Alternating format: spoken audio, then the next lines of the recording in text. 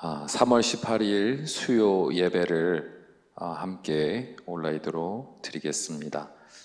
먼저 찬양을 한 곡 함께 합니다. 섬김이라는 찬양인데요. 우리 함께 찬양하고 말씀으로 은혜를 나누도록 하겠습니다.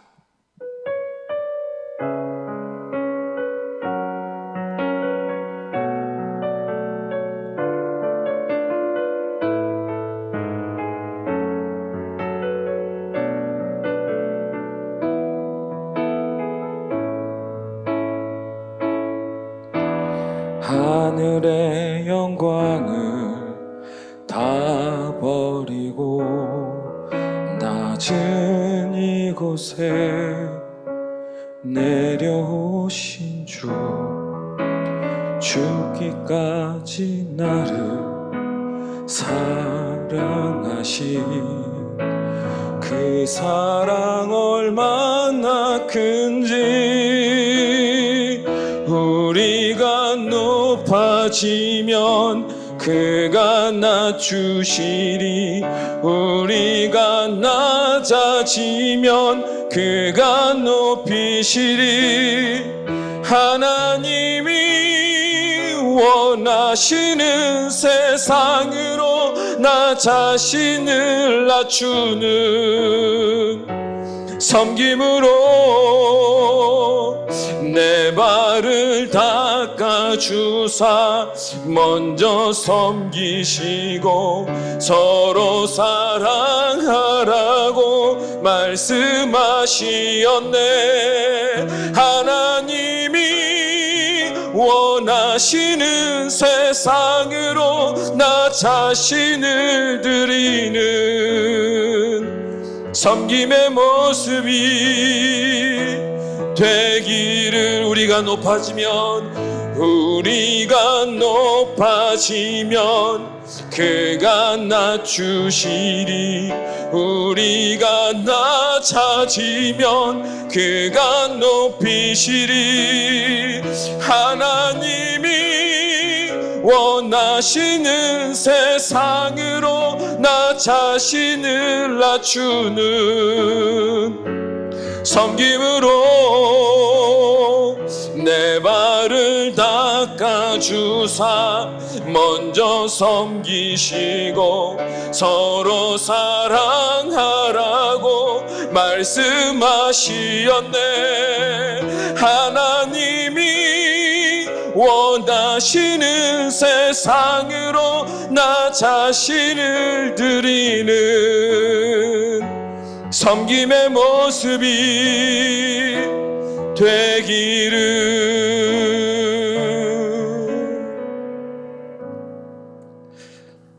아멘. 우리 함께 기도하시겠습니다.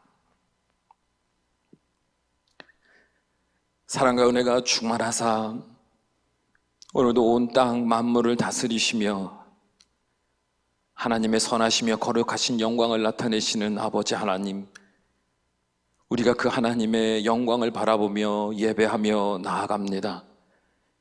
비록 한자리에 모여 함께 예배하고 있지는 못하지만 모든 만물 위에 함께 하시는 하나님께서 각 가정에서 예배하는 사랑하는 귀한 성도들의 심령 안에 동행하시사 하나님의 거룩하신 말씀 가운데 그 영혼이 응답하며 그 심령이 새롭게 되며 변화되어 하나님의 온전하신 뜻에 합당한 사람으로 점차 변화되어가는 놀라운 축복을 베풀어 주실 줄로 믿습니다.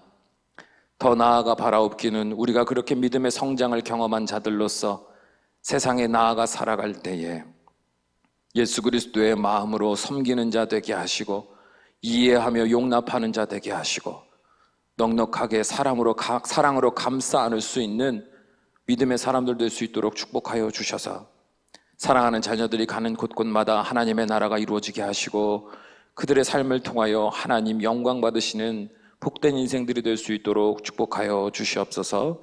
우리 주 예수 그리스도 이름으로 간절히 기도하옵나이다. 아멘. 말씀 보시겠습니다. 오늘 함께 보실 말씀은 고린도전서 8장 9절에서 13절까지의 말씀입니다. 고린도전서 8장 9절에서 13절까지의 말씀입니다. 제가 통독하겠습니다. 그런즉 너희의 자유가 믿음이 약한 자들에게 걸려 넘어지게 하는 것이 되지 않도록 조심하라. 지식 있는 내가 우상의 집에 앉아 먹는 것을 누구든지 보면 그 믿음이 약한 자들의 양심이 담력을 얻어 우상의 제물을 먹게 되지 않겠느냐. 그러면 내 지식으로 그 믿음이 약한 자가 멸망하나니 그는 그리스도께서 위하여 죽으신 형제라. 이같이 너희가 형제에게 죄를 지어 그 약한 양심을 상하게 하는 것이 곧 그리스도에게 죄를 짓는 것이니라. 그러므로 만일 음식이 내 형제를 실족하게 한다면 나는 영원히 고기를 먹지 아니하여 내 형제를 실족하지 않게 하리라. 아멘. 오늘은 책임이 따르는 자유라는 말씀으로 함께 은혜를 나누려고 합니다. 여러분은 예수님을 진심으로 영접하게 된 이후에 경험하게 된 각자 내면의 변화가 있을 겁니다. 그렇다면 가장 두드러지게 일어난 내면의 변화가 있다면 무엇이라고 생각하십니까? 어떤 이는 내 안에 죄에 대한 깊은 고민을 하게 되었다고 이야기하기도 합니다. 왜냐하면 이전에는 내가 무슨 죄인인가라는 것이 크게 이해되지 않았고 내가 무슨 큰 죄를 지었나 와닿지 않았었는데 예수님의 십자가의 은혜 안에 들어가 보니 모든 것이 하나님의 은혜였고 자신은 얼마나 흉악한 죄인인지를 깨닫게 되었다라고 고백하시는 분들도 있을 겁니다. 또 어떤 분들은요, 이 땅에서의 삶이 아니라 하나님 나라에서의 삶에 대한 소망이 커져갑니다라고 이야기할지도 모르겠습니다. 왜냐하면 내 안에 성령 하나님이 임하시게 되면 육적인 의식보다 영적인 의식이 더욱 성장하게 되면서 자연스럽게 삶의 진정한 목적이 이 땅에서 저 하늘로 옮겨지기 때문에 그런 내적인 변화를 경험할 수도 있을 겁니다. 그 외에도 예배를 더욱 사모하게 되었다든지 교회 공동체를 더욱 사랑하게 되었다든지 등으로 자신 안에 내적인 변화, 그러니까 거듭남으로 일어난 변화를 설명하고 이야기할 수 있을지 모르겠습니다. 그런데 우리가 경험하게 되는 이 거듭난 이후의 모든 내적인 변화들은 모두 한 가지 가치 안에서 이루어지게 됩니다. 그러니까 이런저런 변화들, 이런저런 경험들, 이런저런 깨달음이 있겠지만 그 모든 변화와 깨달음과 또 알게 되고 또 살게 되는 모든 것들은 그것 모든 것을 감싸는 하나의 중요한 가치 안에 포함되어 있게 되는데 그것은 바로 하나님을 사랑하는 것과 이웃을 사랑하는 것입니다. 사도 바울은 고린도전서 13장 1절에서 3절에 이렇게 이야기합니다. 고린도전서 13장 1절에서 3절의 말씀을 보면 내가 사람의 방언과 천사의 말을 할지라도 사랑이 없으면 소리나는 구리와 울리는 꽹과리가 되고 내가 예언하는 능력이 있어 모든 비밀과 모든 지식을 알고 또 산을 옮길 만한 모든 믿음이 있을지라도 사랑이 없으면 내가 아무것도 아니요 내가 내게 있는 모든 것으로 구제하고 또 내 몸을 불사르게 내어줄지라도 사랑이 없으면 내게 아무 유익이 없느니라 이렇게 이야기합니다. 우리가 아무리 예수님을 믿고 거듭난 자 되어 신령한 은혜를 누리며 거룩한 변화를 경험하고 있다고 할지라도 이 모든 변화들이 사랑이라는 길에서 벗어나면 모두 헛된 것이라고 말하고 있는 겁니다. 예수님의 십자가는 우리를 향하신 하나님의 사랑에서 비롯된 것이기 때문에 예수님을 믿어 구원을 받은 자들은 반드시 나를 향하신 하나님의 사랑을 만날 수밖에 없습니다. 십자가의 구원의 깊이 있는 자리로 들어가면 들어갈수록 우리는 하나님의 그 뜨거운 사랑을 만날 수밖에 없다 이 말입니다. 그러므로 우리는 어떤 삶이 됩니까? 예전에는 배워서 알게 된 하나님, 그래서 그 말씀에 순종해야 하고 그 하나님을 사랑해야 한다라고 지식적으로 알던 우리의 그 지식이 내면이 변화가 돼서요, 복음의 가장 깊숙한 자리로 들어갈수록 인격적인 하나님의 사랑을 느끼고 깨닫고 확신하게 되면서 우리도 어떻게 되는 거예요? 하나님을 사랑할 수밖에 없게 되는 겁니다. 더 나아가 하나님을 사랑하게 되면 자연스럽게 우리에게 일어나는 또 다른 변화가 있는데 그것은 뭐냐면 사랑하는 사람이 생기면 그 사람의 관심과 그 사람이 원하는 바에 우리의 목적도 우리의 관심도 집중되게 되어 있잖아요. 마찬가지로 하나님의 사랑을 우리가 진심으로 알게 되면 우리는 하나님을 사랑하기 때문에 하나님이 사랑하는 자들에 대한 관심도 생기게 돼요. 누구를 위해서요? 하나님을 위해서. 그리고 또 하나님의 마음으로 그들을 사랑할 수 있는 삶으로 변화되게 된다 이 말입니다. 그러므로 우리가 예수님을 믿어 변화됐다라고 말한다면 그 모든 변화가 무엇이 됐던지 간에 결국은 하나님을 사랑하며 이웃을 사랑한다라는 그 모든 사랑의 가치 안에 포괄될 수밖에 없다는 겁니다. 그래서 사도 요한은 이렇게 말했습니다. 요한일서 4장 7절에서 8절에 보면 사랑하는 자들아 우리가 서로 사랑하자. 사랑은 하나님께 속한 것이니 사랑하는 자마다 하나님으로부터 나서 하나님을 알고 사랑하지 아니하는 자는 하나님을 알지 못하나니 이는 하나님은 사랑이심이라. 또한 요한일서 4장 19절에서 21절에 보면 우리가 사랑함은 그가 먼저 우리를 사랑하셨음이라. 누구든지 하나님을 사랑하노라 하고 그 형제를 미워하면 이는 거짓말하는 자니 보는 바 그 형제를 사랑하지 아니하는 자는 보지 못하는 바 하나님을 사랑할 수 없느니라. 우리가 이 계명을 주께 받았나니 하나님을 사랑하는 자는 또한 그 형제를 사랑할지니라. 아멘. 이렇게 말합니다. 그러므로 예수님을 믿어 주의 백성으로 변화된 그리스도인은 하나님을 사랑하기 때문에 그리고 그리스도 안에서 한 형제된 성도를 사랑하기 때문에 스스로 어떤 삶을 살게 될까요? 스스로 내 고집을 포기하고 내 기준을 포기하고 누군가를 이해하고 그 누군가를 이해하기 위해서 낮아지는 연속적인 삶을 경험할 수밖에 없습니다. 그게 그리스도인의 진정한 변화의 핵심이다 이 말이에요. 만일 우리가 아무리 특별한 은사를 받아서 누린다 할지라도 사랑이 없다면 이는 잘못된 방향으로 가는 것밖에 되지 않습니다. 말씀에 대한 풍성한 지식을 누리며 또한 기도의 능력을 경험하는 사람이라 할지라도 사랑이 없으면 그는 자기 안에서 잘못된 고집과 편견에 사로잡혀서 헛된 길을 걸어가고 있을 뿐이다 이 말입니다. 그렇기에 그리스도인은 스스로에게 모든 것이 가하나 결국 하나님과 사람에게 덕이 되며 평화가 되는 그 모든 일들을 위해서 유연하게 반응하고 지혜롭게 행동하고 자신을 절제하며 인내하며 살려고 하는 그런 태도들이 드러날 수밖에 없습니다. 이해되십니까? 그게 그리스도인의 가장 근본적인 변화의 핵심이다 이 말이에요. 하나님이 어떤 은혜를 주셨고 어떤 삶을 살게 하셨고 또 어떤 영적인 육적인 놀라운 복을 주셨다 할지라도 그 모든 것들이 사랑을 벗어난 것들이라면 우리는 진정한 변화를 경험하고 있다라고 말할 수 없는 거다 이 말이에요. 그렇다면 구체적으로 이제는 우리가 하나님을 사랑하고 이웃을 사랑하는 그 십자가의 사랑, 그 구원 안에서 거듭난 자로서 어떻게 하면 우리는 바른 믿음으로 살 수 있을까? 그리고 구체적으로 어떤 계획을 세워서 실천할 수 있을까? 오늘 본문의 말씀은요, 이 고민에 대해서 훌륭한 답을 주는 교재가 된다고 생각합니다.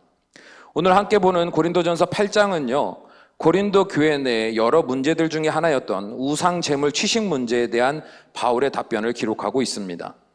당시 고린도 교회의 성도들은 우상의 제물을 먹느냐 마느냐 하는 문제로 상당히 혼란스러운 충돌을 경험하고 있었습니다. 그 이유를 알기 위해서는 사회적 배경과 연관을 지어 생각해 보아야 합니다. 고린도는요, 헬라 아가야 지방의 수도로서 헬라의 대부분의 지역과 마찬가지로 우상 숭배가 만연해 있었고 대중적 집회의 대부분 또한 그들이 섬기는 신전 중심으로 이루어질 만큼 신전은 고린도 사람들의 사회생활에 있어서 그 중심을 차지하고 있었습니다. 특별히 우상 숭배의 가장 필수적인 요소가 있었는데요. 그것은 신들에게 제물을 바치는 것이었습니다. 그래서 신전마다 사제들이 다 해결할 수 없을 만큼의 어마어마한 양의 제물이 날마다 쏟아져 들어왔습니다. 그러다 보니 사제들은 그들에게 필요한 만큼만의 제물을 취하고 나머지는 그것을 시장에 내다 팔았어요.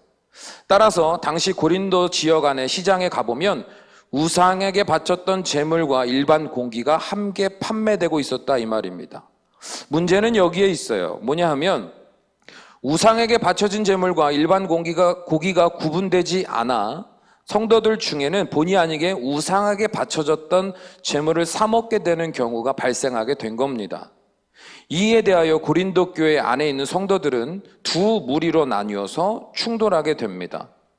먼저 첫 번째 그룹은요, 스스로 믿음이 강한 자들이라고 생각했던 무리들입니다. 이들은요, 주로 교회 내에서 많은 성도들에게 영향력을 끼치던 사람들이었고, 그들은 성령의 은혜를 받아서 여러 가지 은사들, 여러 가지 능력들로, 또 말씀에 깊이 있는 진리들로 많은 사람들을 가르치고 인도하는, 어떻게 보면 교회 안에서도 중직자들이라고 볼 수 있는 사람들이었습니다. 그들은요, 이 상황에 대해서 어떻게 해석을 했냐면, 이미 우리들이 믿음으로 알게 되었듯이 오직 하나님만이 유일한 하나님이며 우상들은 모두 무의미한 존재들이다. 그렇기 때문에 우상의 제물을 먹어도 아무런 거리낄 것이 없다. 하나님이 주신 거 그냥 먹으면 된다. 우상에게 드려진 제물이냐 아니냐 고민할 필요 없다. 왜? 그들은 다 가짜다. 그 우상들은 다 거짓이다. 그러니까 하나님만 믿고 하나님만 따르는 우리들의 입장에 있어서는 고민할 바가 되지 않는다. 그냥 다 먹어도 된다. 그러고서 자유롭게 먹었단 말이죠. 반면에 스스로 믿음이 연약한 자들이라고 여겼던 무리들의 생각은 달랐습니다. 이 믿음이 연약한 자들의 무리들은요, 크게 두 그룹으로 나누어서 생각해 볼 수 있는데, 첫 번째 그룹은 유대교의 영향을 받은 사람들입니다. 그들은 복음 안에 있으나 여전히 율법적인 요소에 강한 영향을 받고 있었던 사람들이었어요. 그래서 그들은요, 평소 믿음이 강한 자로서 성령의 역사를 주장하며 인도하던 자들이 아무런 거리낌 없이 우상 제물을 먹는 모습을 보며 이것을 어떻게 받아들였냐면, 우상을 섬기지 말라는 하나님의 명령에 대한 위반으로 이해를 했습니다. 그래서요, 이건 아닌 것 같은데 라는 내적인 갈등이 생기는 거예요. 믿음이 강한 자들이 뭐가 문제냐, 주 안에서 자유하라, 하나님 주신 모든 걸 감사함으로 먹으라 이러면서 막 자신 있게 먹는 모습을 보면서 밖으로 말은 못하지만 속으로는요, 그들이 보면은 잘못된 것 같고 시험이 들고 어려움을 경험하고 있었다는 겁니다. 또 다른 한 그룹은요, 예수님을 믿고 영접했으나 아직 옛 이방적인 습관과 행동 양식에 젖어서 여전히 새로운 삶을 온전히 살고 있지 못했던 이방인들이었습니다. 이 부분이 약간 이제 섬세하게 들어가야 되는 부분인데, 이방인들은요, 예수님을 믿기 이전에 우상을 섬겼던 사람들입니다. 그렇기 때문에 우상을 섬기며 그 우상을 경배하며 우상에 드려졌던 제물을요, 아무런 거리낌 없이 먹었던 사람들입니다. 그런데요, 그들이 이제 예수님을 믿고 영접을 했어요. 그리고 이제는 우상이 아닌 오직 하나님만을 믿는 자들로서 변화가 되었습니다. 그러나 그 변화가 한 번에 이루어지면 좋겠지만 우리도 잘 알다시피 변화는 한 번에 이루어지지 않잖아요. 과정을 통하여 더욱더 하나님만을 믿고 하나님만을 의지하는 사람들로 성숙해가고 변화되어 가지 않습니까?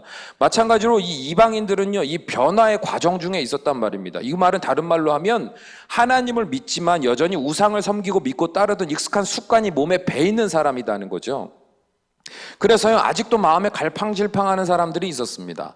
하나님을 믿으나 여전히 내 주변에서 아주 휘황찬란하게 아주 성대하게 날마다 드려지는 우상 숭배의 예식들을 보면서, 그런 무리들을 보면서 마음이 우상들이 정말, 저 우상이, 저 신이 정말 있는 건 아닌가라는 어떻게 보면 혼란을 경험하고 있었다는 거죠. 그래서요, 그들에게 있어서는 우상에 바쳐진 제물을 먹지 않는다는 것은 어떻게 보면 자기 믿음의 결단이었어요. 하나님만을 내가 믿겠습니다. 하나님만이 나의 유일하신 구원자이시며 나의 하나님이십니다라는 고백을 하는 차원에서 우상에게 바쳐진 제물을 안 먹으려고 노력하고 있었는데, 우상에게 바쳐진 그 제물이 아무런 문제가 없다고 먹는 무리들을 보게 되는 거죠. 그러면서요, 그들은요, 어떻게 생각했을까요? 먹었을까요? 안 먹었을까요? 바로 이 부분이 갈등이 된 거죠. 왜냐하면 그것을 먹으면, 스스로 그렇게 생각하는 거예요. 이것을 먹으면 내가 하나님만을 온전히 섬기는 사람이 아니게 된다라는 죄책감과 강박 속에 있었던 거예요. 근데 먹어도 된다 그러는 거죠. 여러분, 사람의 마음이요, 사람의 어떤 그 결단이요, 우리가 눈으로 볼 때는 그냥 말하는 거, 행동하는 게 그냥 보여질지 모르겠지만요, 사람들은요, 어떤 선택을 하거나 어떤 다짐을 하고 노력을 할 때는요, 그냥 아무 의식 없이 하는 것이 아니에요. 충분히 고민도 많이 하고 갈등도 많이 하고 그러면서 이제는 마음을 먹고 선택을 한 태도들의 결정들이 행동 양식으로 드러나게 되는 거거든요. 이 고린도 교회 안에 성도들은요, 우상에 바친 제물을 먹느냐 마느냐 어떻게 보면 아무것도 아닌 것처럼 우리는 생각할 수 있을지 모르겠지만, 그 당시에 사람들에게 있어서는요, 신앙의 근본의 어떤 뿌리를 흔들 수 있을 법한, 자신이 하나님만을 섬기려고 노력하는 믿음의 결단이 흔들릴 수 있을 법한, 그리고 공동체를 향한 사랑과 그들의 섬김과 그들과 하나 되어감에 있어서 중요한 인격적 관계의 모든 것들이 흔들리고 깨어질 수 있을 법한 심각한 문제였다는 거예요. 그렇기 때문에 이들은 혼란스러웠던 겁니다. 먹어야 되냐 말아야 되냐. 이에 대하여 이제 사도 바울에게 질문하는 거예요. 우리가 어떻게 해야 됩니까? 알려주십시오. 그러자 뭐라고 대답합니까? 이제 고린도전서 8장을 쭉 읽어보시면 아시겠지만, 우상의 존재는 전혀 아무런 의미도 없는 무가치한 것이기 때문에 원칙적으로 우상의 신전에 제물로 바쳐졌던 음식이라 할지라도 성도가 먹어도 상관없다고 이제 바울은 이야기를 해요. 모든 음식물들은 하나님께서 인간의 육신의 유익을 위해서 허락하신 것이기 때문에 감사하며 먹으면 된다, 이렇게 말합니다. 이미 영적으로 거듭난 사람, 성숙한 사람들은, 그리고 하나님 안을 믿는 그 믿음과 지식을 가진 성도들에게 있어서 우상의 제물이란 그저 먹어도 되는 음식물일 뿐 아무런 상관이 없다, 문제가 없다, 이렇게 이야기를 합니다. 하지만 이 근본적인 전제를 가지고 이야기를 하는 방향성을 가지고는 있지만, 사도 바울은 여기서 아주 칼날같이 예리함으로 자신의 이야기를 펼쳐갑니다. 오늘 말씀 1절을 함께 봅니다. 고린도전서 8장 1절 제가 읽습니다. 우상의 제물에 대하여는 우리가 다 지식이 있는 줄 아나 지식은 교만하게 하며 사랑은 덕을 세우나니, 이렇게 말합니다. 그러니까 우상의 제물에 대한 지식보다 사랑이 더욱 중요하다고 강조한다는 거예요. 이를 좀 더 잘 이해하기 위해서는 9절의 말씀 함께 봅니다. 읽습니다. 그런즉 너희의 자유가 믿음이 약한 자들에게 걸려 넘어지게 하는 것이 되지 않도록 조심하라. 이 부분을 조금 더 잘 이해하기 위해서는요, 13절의 말씀도 함께 있습니다. 그러므로 만일 음식이 내 형제를 실족하게 한다면 나는 영원히 고기를 먹지 아니하여 내 형제를 실족하지 않게 하리라, 이렇게 이야기합니다. 그러니까 이것은 무엇을 말하는 겁니까? 우상에게 바쳐졌던 제물이라고 해서 그리스도인이 먹지 못할 것이 아니다. 왜냐하면 우상은 무가치한 허상의 존재들이기 때문에, 더 나아가 모든 음식은 창조주 하나님이 인간에게 주신 선물이기 때문에 그 하나님을 바라보며 감사함으로 먹으면 된다. 아무런 문제가 되지 않는다. 이게 이제 우리가 알고 있는 우상 제물에 대한 지식이라고 사도 바울은 설명하는 거예요. 그러니까 이 지식에 근거하면 먹는 것이 맞아요. 그런데 뭐라고 말하는 거예요? 그러나 이 지식보다 더 중요한 건 바로 사랑이다라는 거예요. 사랑. 만약에 내가 이러한 믿음의 어떤 지식, 이해를 가지고 우상의 제물을 먹는다 할지라도 그런 모습을 보며 시험을 당하여 크게 낙심하며 죄책감을 가지고 흔들리는 누군가가 만약에 내 주변에 있다면 그들을 사랑하는 마음으로 우상 제물을 먹지 않을 수 있어야 된다라고 사도 바울은 이야기하고 있는 겁니다. 여러분, 이 부분을 우리가 좀 심각하게 또 깊이 있게 고민해 볼 필요가 있습니다. 우리의 삶에 적용을 해보면요, 한 교회 안에 많은 공동체, 많은 성도들이 함께 공존하며 예배하며 신앙의 생활을 이어갑니다. 근데요, 다 똑같이 어떻게 보면은 성장하고 깨닫고 변화되어 가면 참 좋겠지만, 사람마다 하나님이 주신 은혜가 다르고 또 하나님 변화시켜 주시는 때가 다르고 또 그들의 개개인의 삶이 다 다르기 때문에 성장하는 사람과 성장하지 못하는 사람과 오히려 퇴보하는 사람, 여러 사람들이 뒤섞여 있게 됩니다.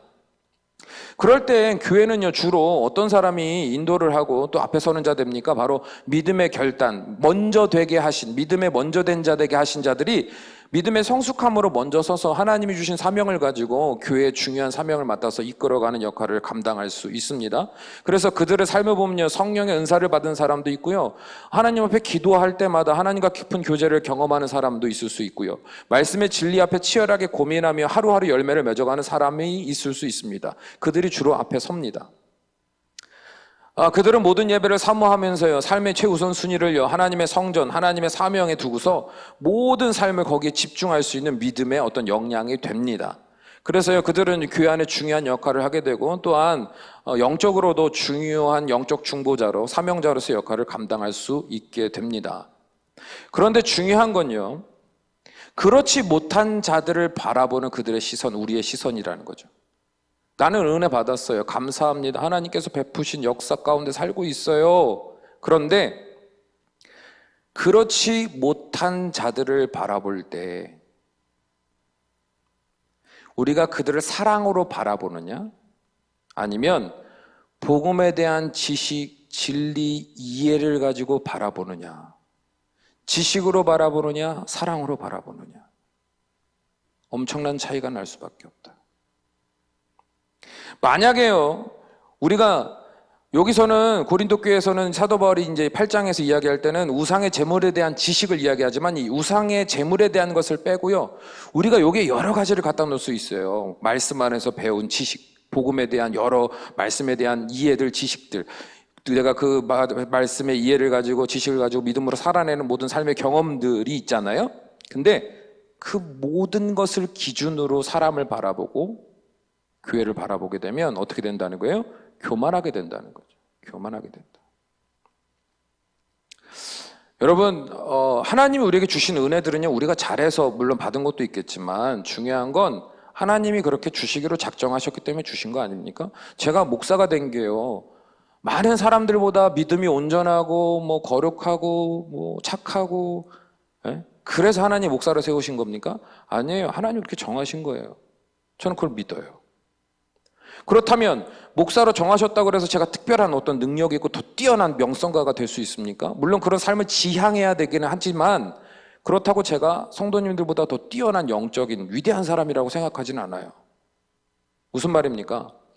하나님이여 믿음이 먼저 되게 하신 자들, 말씀에 더 깊이 있는 은혜, 기도에 더 깊이 있는 자리, 성령에 더 뜨거운 은혜를 경험하게 하신 것은요, 하나님이 그때에 그 사람을 통하여 하실 일이 있기 때문에 하나님이 정하시고 하나님이 그래서 그들에게 은혜를 베풀어 주신 거예요. 하나님이 허락하셨기 때문에 그런 걸 받아 누린 거다 이 말이에요. 그뿐입니다. 더 이상 플러스 마이너스 할 게 없어요. 거기까지예요. 딱 거기까지. 그러니까 인간은 교만하거나 자랑할 게 없죠. 남들과 비교해서 내가 더 뛰어난 영성가인 것처럼, 내가 더 뛰어난 믿음의 사람인 것처럼, 내가 그 누구보다도 믿음이 좋은 사람인 것처럼 남들 앞에서 어깨에 힘주고 막 가르치든 말할 그런 자격이나 명분이 없는 사람들이다 이 말이에요. 그런데 사람들은요, 교만하죠. 내가 그렇게 받아 누린 사람이라고 생각해요. 왜냐하면 그럴 수도 있을 법한 게 뭐냐면 그 믿음의 성장, 그 진리를 깨달아 삶으로 실현해가고 실천해가는 그 과정이 쉽지는 않아요. 얼마나 많은 인내와 노력과 막 눈물과 막 열심과 성실이 필요한지 몰라요. 그 과정을 살았기 때문에 어떻게 보면 거저 얻었다라고 생각하기는 어려울 수 있어요. 그만큼의 노력과 과정이 있었고 거기서 성실히 살아낸 내 삶이 있기 때문에 충분히 내가 노력해서 얻은 것처럼 생각할 수는 있습니다. 하지만 그거는 내 생각일 뿐. 이 모든 과정들을 내가 산 것 같지만 이 과정마저도 하나님께서 살게 하신 거잖아요. 내가 버티고 내가 견디고 내가 살아낸 게 아니에요. 순간순간마다 우리는 무너질 수밖에 없는 상황 속에서 무너졌었고 도망하려 했었고 포기하려 했었고 정말 모든 거 에라 모르겠다 하고 그냥 뒤집어 엎으려고 막 마음에 막 감당 안 되는 감정과 막 여러 잡스러운 생각과 막 기억에 막 휘둘리던 것이 우리의 모습일 뿐이에요. 잘 생각해 보세요. 우리는 그거밖에 없어요, 한 게. 그러나 하나님 그 과정을 다 살게 하셨잖아요. 그러니까 우리가 먼저 된 자로서 믿음에 충만한 자 되고 수많은 은혜를 경험한 자 되고 받은 자 되었다고 해서요, 우리가 다른 사람을 바라볼 때 그렇지 못한 나처럼 나와 같이 그런 삶을 살지 못하는 자들을 바라볼 때 교만해서는 안 된다. 근데 많은 교회들이, 많은 성도들이요, 자신을 남보다 뭔가 뛰어난 영적인 존재라고 착각을 해서 자꾸 가르치고요, 훈계하고요, 뭔가 그들의 삶을 송두리째 자꾸 흔들어 놓으려고 그래요. 여러분 그거 아십니까? 만약에 누군가에게 영적인 조언을 하거나 여러분이 강력하게 그들의 삶을 부정하고 다 틀렸다고 말하려면 여러분 한 가지 전제가 돼야 되는 게 있는데 뭐냐면 여러분들이 그렇게 말하고 그렇게 그들이 여러분의 말을 따라 살게 된다고 이제 작정하고 살게 되었을 때 그 책임을 내가 져야 되는 거예요. 우리는요, 어느 한 개인의 고유한 삶을요 부정하거나 틀렸다라고 손가락질할 자격이 없습니다. 그러므로 우리는요, 믿음의 지식이 충만하며 그 은혜의 경험이 많다고 할지라도, 하나님 주신 은사와 달란트가 많다고 할지라도 내 안에 수많은 그 훈련과 연습을 통하여 일어난 내적인 변화가 어마어마하다 할지라도 우리는 그것을 가지고 하나님께 감사할 뿐 그에 대한 모든 지식을 가지고 교만한 자리에 서서 남들을 평가하고 남들을 비웃어서는 안 된다 이 말이에요. 그래서 많은 사람들이 그 은혜를 누리고 나서도 결국은 넘어지는 이유가 뭐냐면 결국엔 다 내 것이 돼서 교만해서 넘어지는 거예요.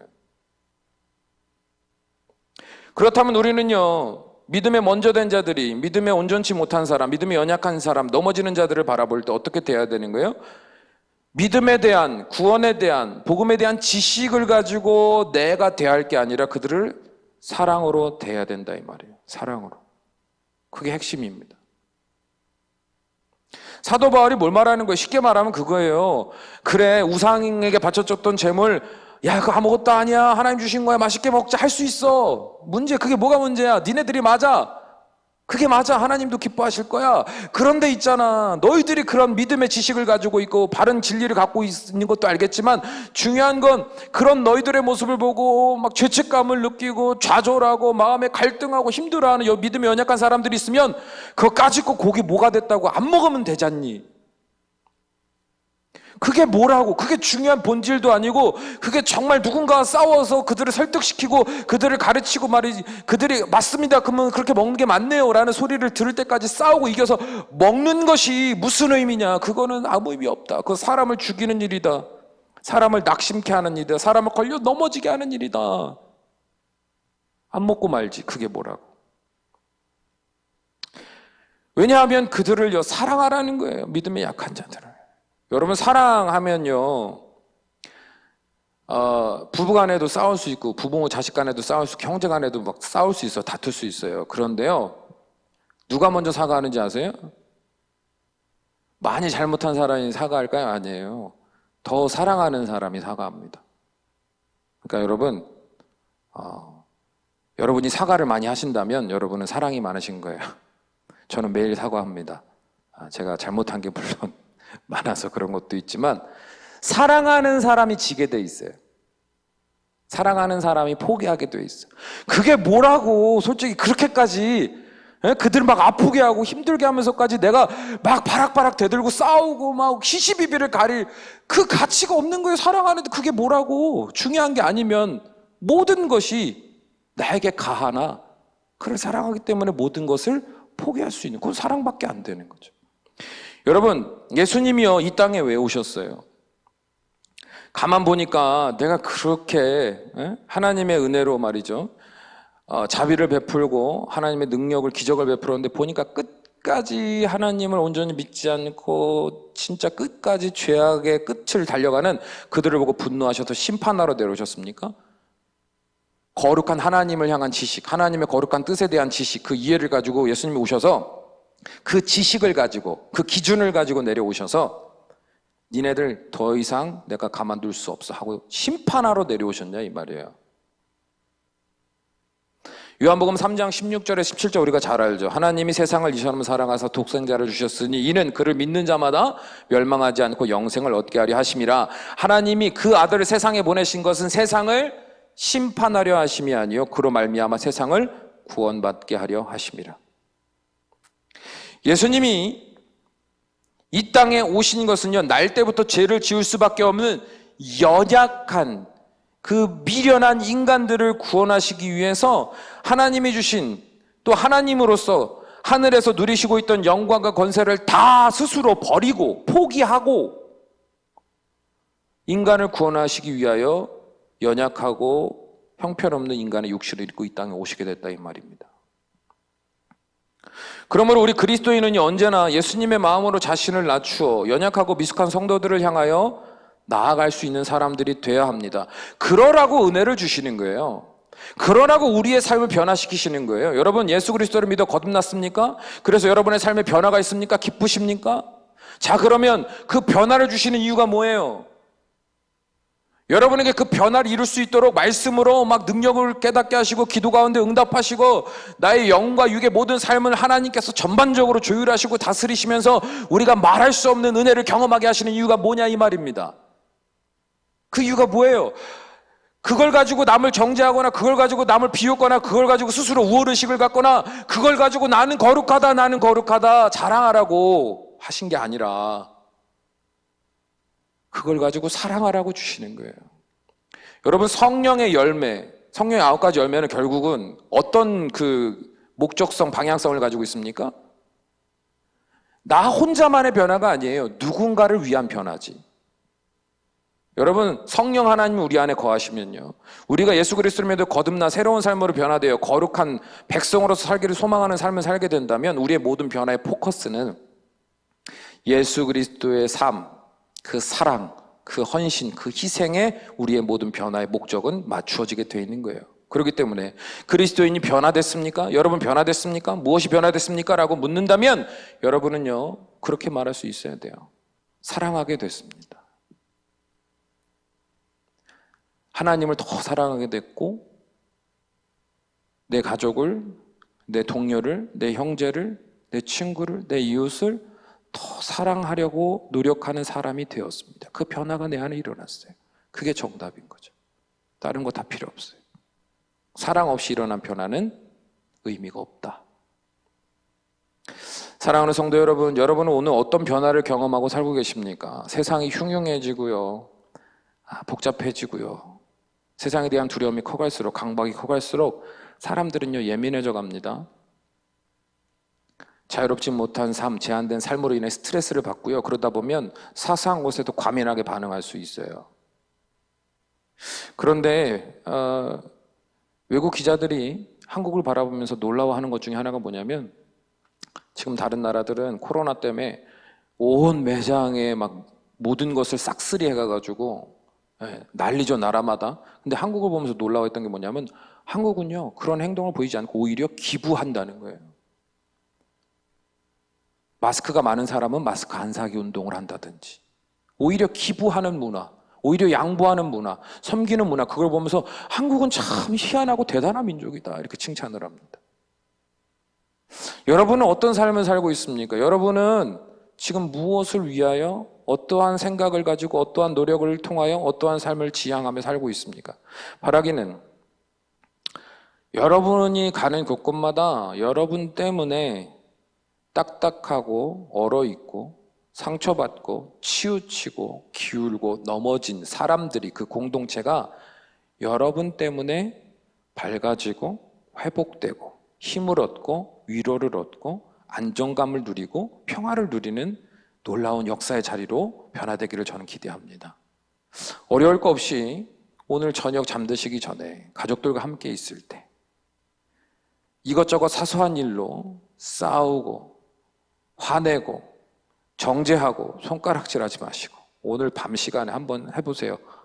오늘 하루 수고했다고 안아주고, 네가 있어서 고맙다고 칭찬해주고, 뭔가 할 수 있는 한 최선을 다해서 여러분의 사랑을 표현해보세요. 그러면 하루 종일 마음 졸이고 하루 종일 답답하게 스트레스를 받았던 내 주변의 그 누군가는 그 어느 날보다도 편안하고 행복한 꿀잠을 잘 겁니다. 그리스도인의 진정한 변화는 결국 사랑입니다. 그리고 그 사랑은 세상을 변화시키고 구원의 문을 열어가며 하나님의 영광을 드러냅니다. 저와 여러분의 삶에 진정한 이 사랑의 변화를 통하여 더 낮아지고 섬기는 자세로 예수님이 걸어가셨던 십자가의 길, 그 순교자의 길을 걸어갈 수 있는 믿음의 성숙한 사람들이 되시기를 주님의 이름으로 축원합니다. 기도하시겠습니다. 사랑과 은혜가 충만하신 우리 아버지 하나님, 우리를 지옥과 같은 세상에서 멸망당하지 않게 하시고 건져주신 이유, 그리고 건져주셨을 뿐만 아니라 날마다 거룩한 자로 변화되며 살아갈 수 있도록 놀라운 은혜의 은혜를 부어주신 이유는 하나님의 그 사랑을 따라 우리도 사랑하며, 그래서 세상에 빛과 소금이 되며 하나님의 사랑을 우리의 삶으로 드러내라고 우리를 그렇게 놀라운 은혜 자리로 인도하여 주신 줄로 믿습니다. 바라기는 내가 가진 주님이 주신 그 은혜를 가지고 스스로 교만한 자 되어 남들을 판단하거나 스스로 우월한 자와 같이 교만한 자리에 앉지 않게 하시고 낮은 자리로 내려와 죄인들을 위하여 생명까지도 포기하셨던 그 예수 그리스도의 모습처럼 우리도 연약한 누군가를 사랑하기 위해서 마땅히 내가 누릴 수 있는 권리마저도 포기하며 양보하며 희생할 수 있는 십자가의 길을 걸어가는 믿음의 사람들이 될 수 있도록 인도하여 주시옵소서. 그러므로 이 때에, 이 시절에 더욱더 하나님의 영광을 드러내는 주의 거룩한 인생들이 되기를 원하오며 우리 주 예수 그리스도의 이름으로 축복하며 기도하옵나이다. 아멘.